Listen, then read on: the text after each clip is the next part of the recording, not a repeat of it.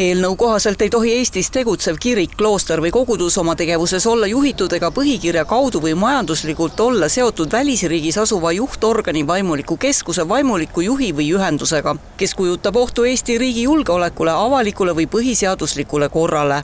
Siiani pole aga ühtegi sammu astunud ei Moskva patriarhaadi õigeusu kirik ega Pühtitsa klooster, et vabaneda patriarh Kirilli alluvusest. Ootame seaduse jõustumise ära ja siis vaatame neid protsesse, mis pärast seda juhtuma hakkavad. Aga need põhiargumendid, et ei ole võimalik, ma ei tea, kanoonilise sideme pärast muudatusi teha, et kas need on argumendid?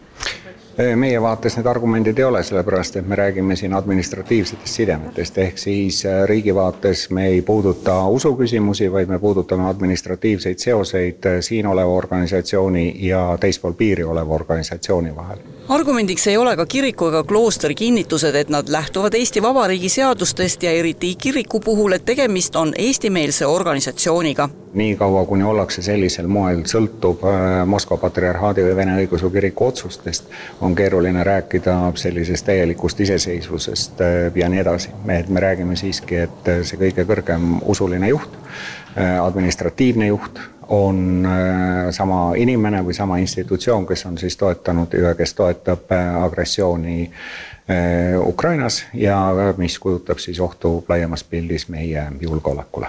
Ilmselt juba järgmisel nädalal võetakse vastu kirikute ja koguduste seaduse muutmise seadus, peale mida peavad nii Moskva patriarhaadi, Eesti õigeusu kirik kui ka Pühtitsa klooster viima ennast vastavusse uue seadusega. Kuid kas tänaseni on üldse midagi selle nimel tehtud? Milliseid samme on astutud?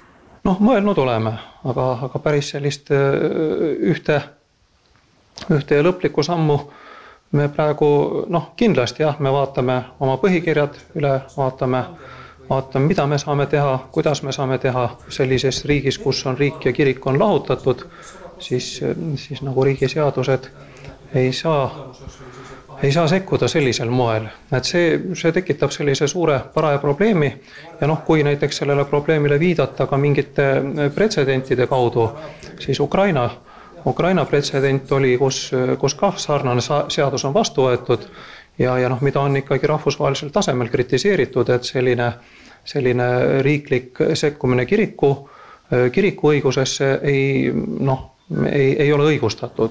Ent siin ei ole riik läinud kirvega kurge püüdma, vaid küsimuse all on julgeoleku oht, kui üks kirik ja klooster alluvad otseselt Venemaa patriarh Kirillile, kes on Ukraina sõda õnnistanud. Jah, mingisugust allkirja ta paneb, mis võib olla siis selliseks, aga see ei tee teda ülemuseks, et ikkagi otsused sünnivad siin ja otsused sünnivad kohalikes kogudustes ja inimeste seas ja see, et mingisugune võib-olla neid allkirju, võib-olla 2 allkirja, mis patriarh annab mingit Eesti kiriku kohta käivatele dokumentidele aastas ja siis sellest öelda, et tema ongi kõige kõrgem juht, et sellisel kujul päris kindlasti sellise tõlgendusega nagu iseenesest ei saaks nõustuda.